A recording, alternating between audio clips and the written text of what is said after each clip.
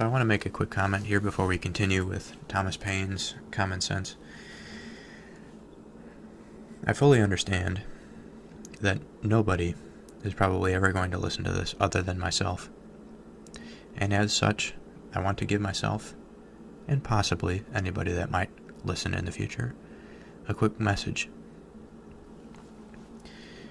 I'm going to get many things wrong throughout this process of learning and interpreting various texts.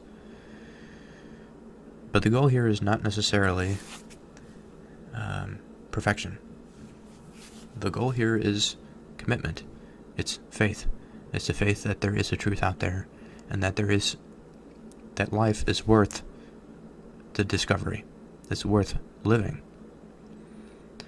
And so, even though that every new endeavor, even old endeavors, even continued efforts, are going to constantly involve a degree of suffering, many mistakes, but also much satisfaction.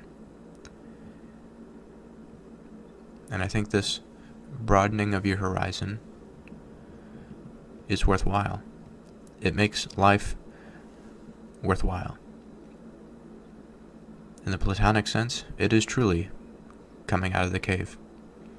Despite the little trips and stumbles that one might have while ascending the corridor to the more brighter future, the more clearer reality, the journey itself is worth it. Because while you may never reach an end, you will, with every step, reach a certain type of end. And as long as you don't stop, you will continue to reap the benefits that life has given you due to the very nature of your existence here. Okay, so let's continue here with Common Sense by Thomas Paine.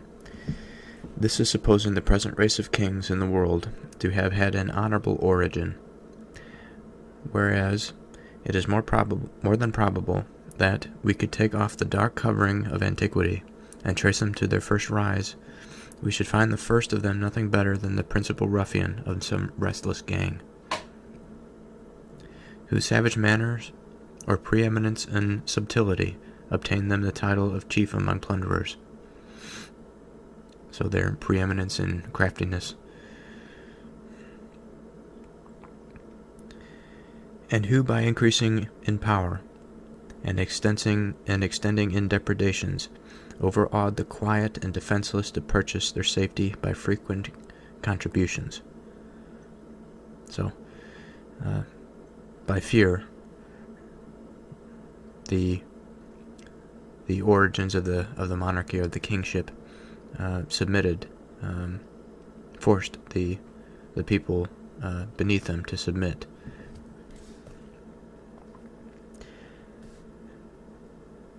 Yet his electors could have no idea of giving hereditary right to his descendants, because such a perpetual exclusion of themselves was incompatible with the free and unrestrained principles they professed to live by. Wherefore, hereditary succession in the early ages of monarchy could not take place as a matter of claim, but as something casual or complemental. But as few or no records were extant in those days, the traditionary history is stuffed with fables. It was very easy, after the lapse of a few generations, to trump up some superstitious tale, conveniently timed, Mahomet-like, to cram hereditary rights down the throats of the vulgar. Perhaps the disorders which threatened, or which seemed to threaten, on the decease of a leader, and the choice of a new one, for elections among ruffians could not have been very orderly, induced at first to favor hereditary pretensions, by which means it happened, as it has happened since, that what at first was submitted to as a convenience was afterwards claimed as a right. Okay, so what do we see here? We see a reasonable attempt to outline the origins of the monarchy or the kingship, going back to their most their infant stages, we can see that the kingship was perhaps came from a band of ruffians, a gang that corrupted their way into the minds of men, perhaps made them submit by fear. And as time went on, fables, superstitions, propaganda was propped up in their place to favor them. And an interesting example in the form of Muhammad here that's used by Thomas Paine. And he also cites the potential threat of disorder, because leaders, they do provide a degree of unity among everybody of people, or any institution or corporation or Congress. Leadership is important. And in the absence of leadership, there can be a vacuum that takes place. And in this context, one of the cited examples, one of the reasons why the institution of hereditary succession could have taken place was due to the fear of disorder after a leader has passed away, or their health fades them. So, in the event in which they had to choose a new one, they might have just said, you know what, your child can lead, because you were the leader, you raised your child, now that child has some insights of what it means to be in that position of authority or of leadership. So to continue here, England, since the conquest, has known some good monarchs, but groaned beneath a much larger number of bad ones. Yet no man in his senses can say that their claim under William the Conqueror is a very honorable one. A French bastard, landing with an armed banditti, and establishing for himself King of England against the consent of the natives, is in plain terms a very paltry, rascally original, exposing the folly of hereditary right. If there are any so weak as to believe it, let them promiscuously worship the ass and the lion, and welcome. I shall neither copy their humility nor disturb their devotion. So here we have the recognition that there, as we have said before, there is the possibility of having a good king, a good leader, a good uniter. But it is also possible to have this William of Conqueror, this French bastard, that brings his ruffians, his bandits, his vagrants to take over and subjugate the native people of a land, establishing himself King of England.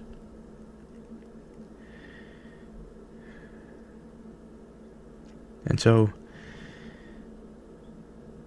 he makes a dig here, an insult at those who support the hereditary right.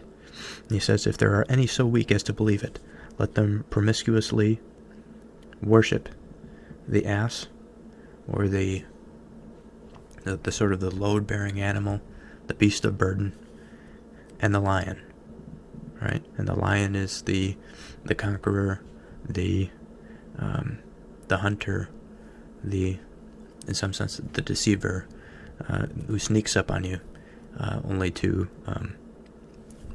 subdue you. And welcome. I shall neither copy their humility nor disturb their devotion. These people don't want anything to do with them. Yet I should be glad to ask how they suppose kings came at first. The question admits but of three answers, either by lot, by election, or by usurpation.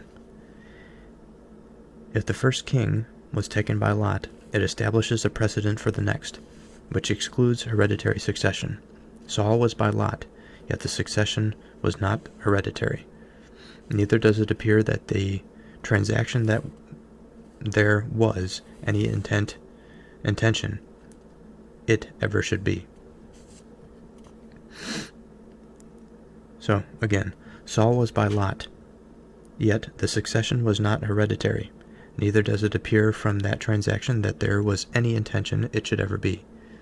If the first king of any country was by election, that likewise establishes a precedent for the next one. For to say that the right of all future generations is taken away by the act of the first electors, in their choice not only of a king, but of a family of kings forever, has no parallel in or out of Scripture, but the doctrine of original sin, which supposes the free will of all men lost in Adam. And from such comparison, and it will admit of no other, hereditary succession can derive no glory. For as in Adam all sinned, and as in the first electors all men obeyed, as in the one man all mankind were subjected to Satan, and in the other to sovereignty. As our innocence was lost in the first, and our authority in the last, and as both disable us from reassuming some former state of privilege, it unanswerably follows that original sin and hereditary succession are parallels, dishonorable rank, and glorious connection. Yet the most subtle sophist cannot produce a juster simile.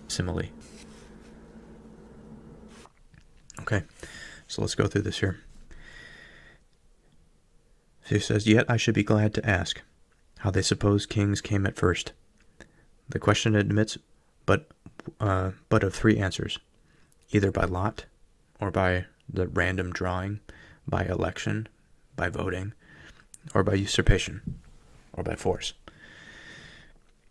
So the first that he mentions, by lot, or the random sort of drawing of sticks, let's say, excludes hereditary succession. Of course it has to. There is nothing to do with bloodlines in the random drawing of lots for that position.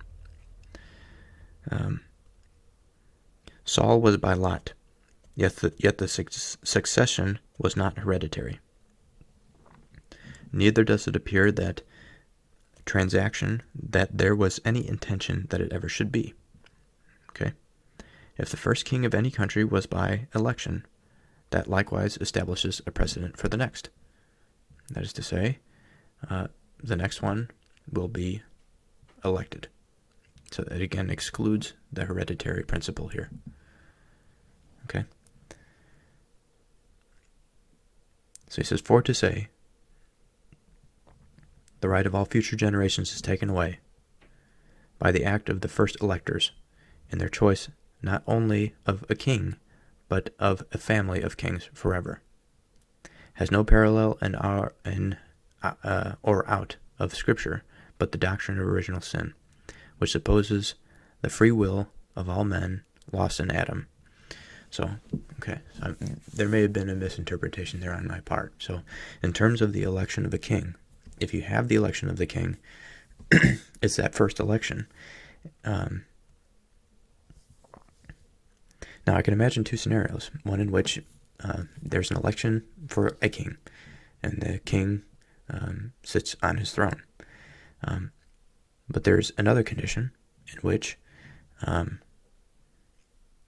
the first electors will elect the king, and they will elect him, and he will rule through hereditary succession. He says, "But a family of kings forever." And this has no parallel in or out of Scripture, but in the doctrine of original sin. Okay, which supposes the free will of all men lost in Adam. The free will of all men lost in Adam. Okay. So what I think this means here is that for if it is the case that we have a group of electors that elects a king that sacrifices the future to a family of kings forever.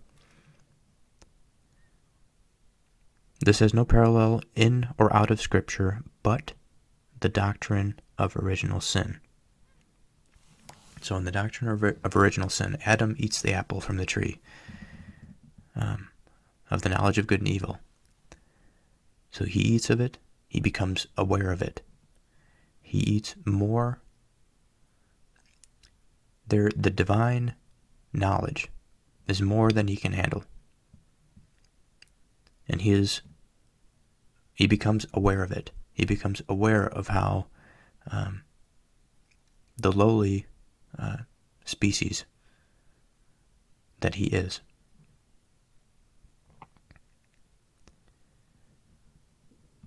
And he realizes his fallen nature.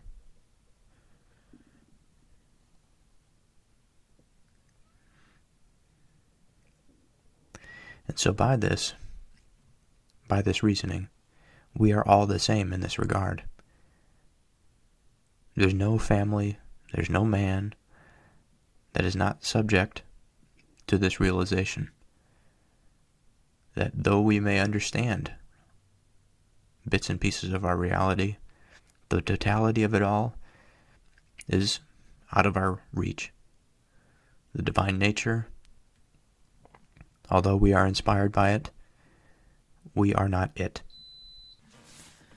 So, as in the one, all mankind were subjected to Satan, and in the other, to sovereignty.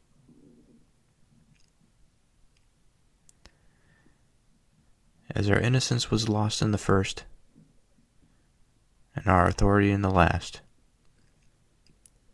and as both disable us from reassuming the former state and privilege, it unanswerably follows that original sin and hereditary succession are parallels, dishonorable rank, inglorious connection, yet the most subtle sophist cannot produce a juster simile.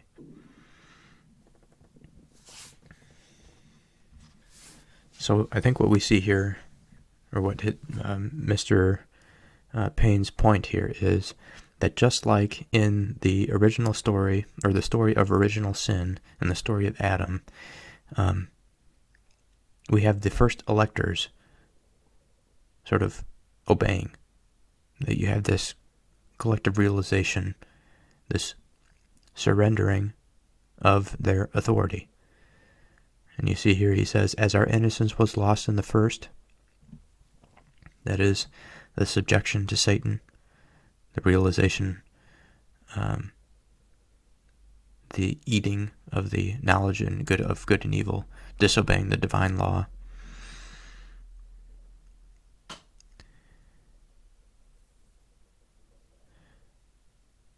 As our innocence was lost in the first, and our authority in the last, so our authority, giving it up to the monarchy or the kingship, it unanswerably follows that original sin and hereditary succession are parallels. And then, of course, he goes on to say, no, this is not right. This is an inglorious connection. The most subtle sophist cannot produce a juster simile.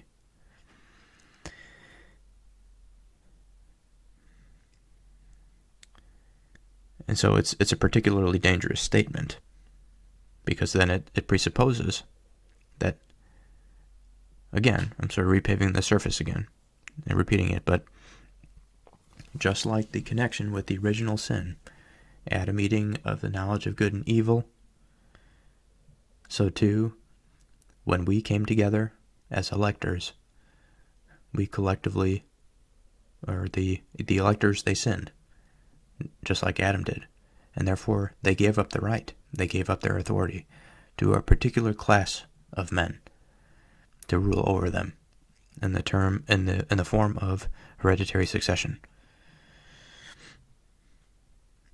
But of course, the parallel between the two is incorrect. As to usurpation, no man can be so hardy as to defend it, and that William the Conqueror was an usurper is a fact not to be contradicted. The plain truth is that the antiquity of English monarchy will not bear looking into. But it is not so much the absurdity as the evil of hereditary succession which concerns mankind. Did it ensure a race of good and wise men, it would have the seal of divine authority. But as it opens the door to the foolish, the wicked, and the improper, it has in it the nature of oppression.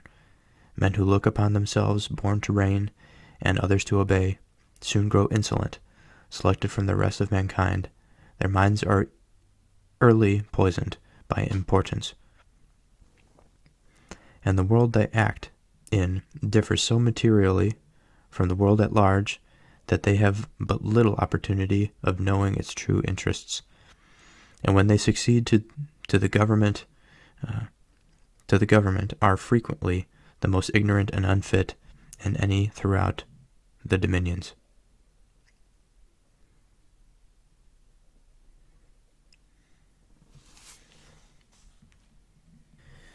So he's saying in the case of the usurpation, as part of the three ways the kingship could have come to be, either by lot, by election, or by usurpation, usurpation deserves very little looking into.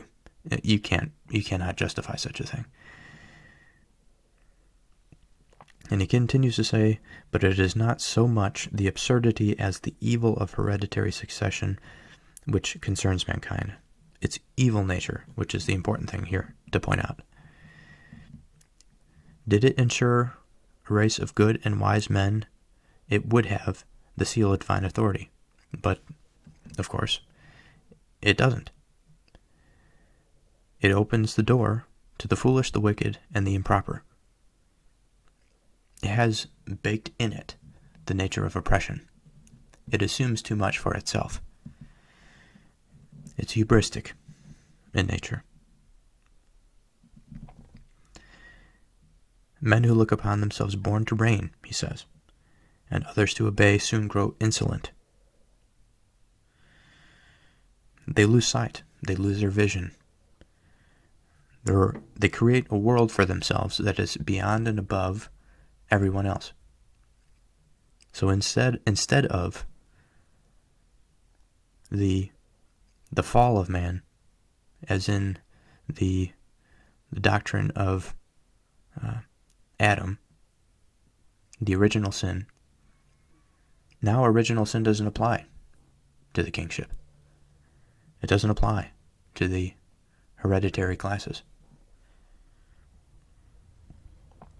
Even if it does apply, it doesn't apply in the same way, because they are somehow above. Their mistakes, perhaps, in this original sin are less than those who they subject.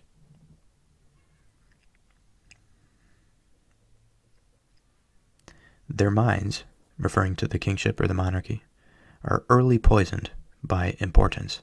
They feel themselves to be, again, so much above, to have such a responsibility that they are more than everybody else. And again, they create this world that is so different from the world of everybody else. It creates a new reality that they have but little opportunity of knowing its true interests. And here, I think, in lies one of the most important points that Mr. Paine is making. And so I'll say it again. They have but little opportunity of knowing its interests. And this is what representation, this is what government is all about. If you're going to have a state of government, it has to have some collective consciousness to understand the needs of the body. For if you have a mind that doesn't understand the needs of your body, it will suffer disease, it will suffer decay. Right? I mean, how much of this do we see in our own lives? We just have to go out to Walmart and walk around for 5 minutes, and we'll see no shortage of these types of people. I know it's a harsh judgment, but it is true. They've fallen into a condition of the mind not properly representing the body. It can no longer hear it. It lives in its own reality, whether it's due to pathology or just due to sheer ignorance. They just don't listen to the needs of the rest of the multitude. They think that their mind is above.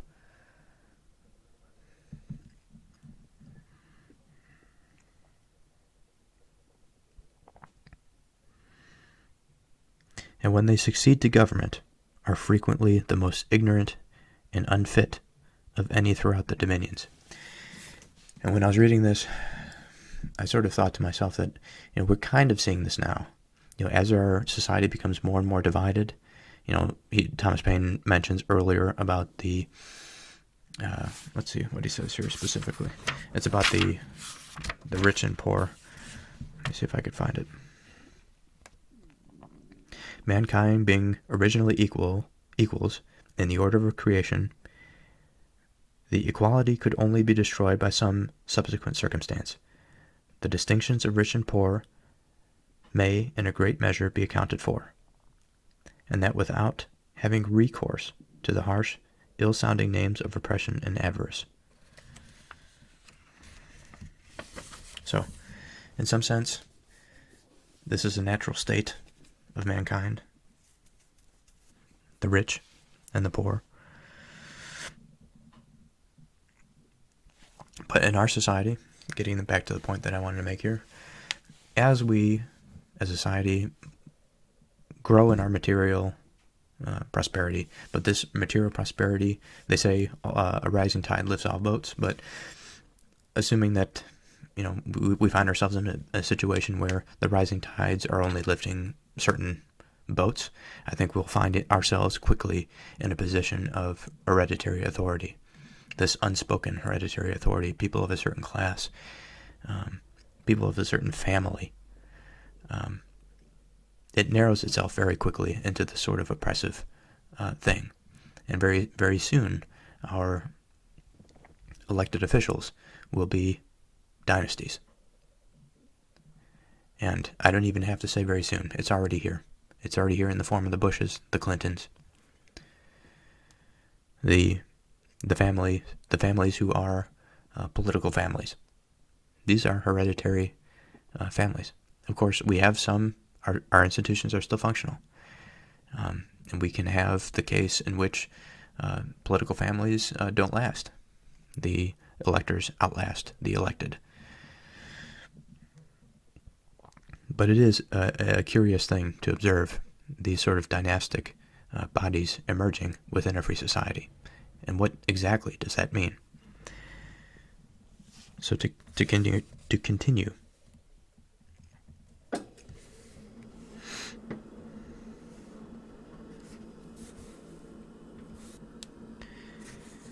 Another evil which attends hereditary succession is that the throne is subject to be possessed by a minor at any age. All which time the regency, under the cover of the king, have every opportunity and inducement to betray their trust. The same national misfortune happens when a king, worn out with age and infirmity, enters the last stage of human weakness. In both these cases, the public becomes the prey of every miscreant who can tamper successfully with the follies of either their age or infancy.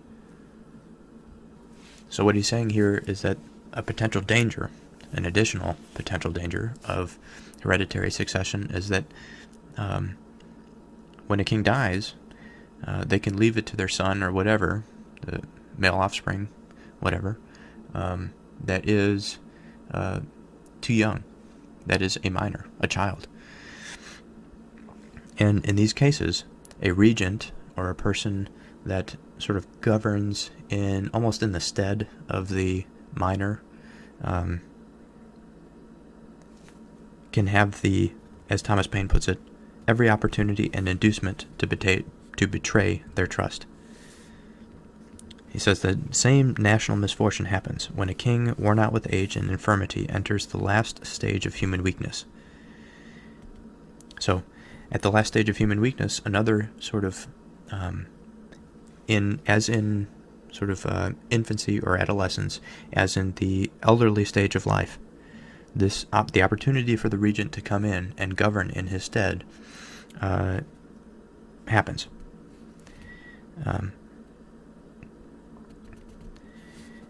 And so he says, in both of these cases, the public becomes the prey of every miscreant. So every regent, I'm sort of thinking about the Lord of the Rings. In the case of the king of Rohan, and when he was tempted by Wormtongue. And this is sort of the regent, right? When the king is ill, when he's old, when he's young, the Wormtongue can tempt his mind, it can abuse his position, and sort of betray the trust of the public.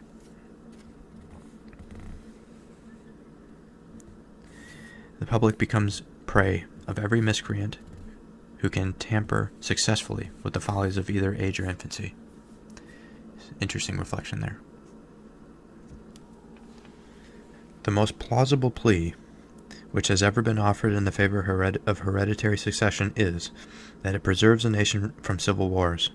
And were this true, it would be weighty, whereas it is the most barefaced falsity ever imposed on mankind. The whole history of England disowns the fact. 30 kings and 2 minors have reigned in that distracted kingdom since the conquest, in which times there have been, including the Revolution, no less than 8 civil wars and 19 rebellions. Wherefore, instead of making for peace, it makes against it, and destroys the very foundation it seems to stand on. Well, that seems pretty self-explanatory to me. The idea that hereditary succession prevents civil wars does not bear out in the case of the empirical information, the history of England, with their history of civil wars and rebellions.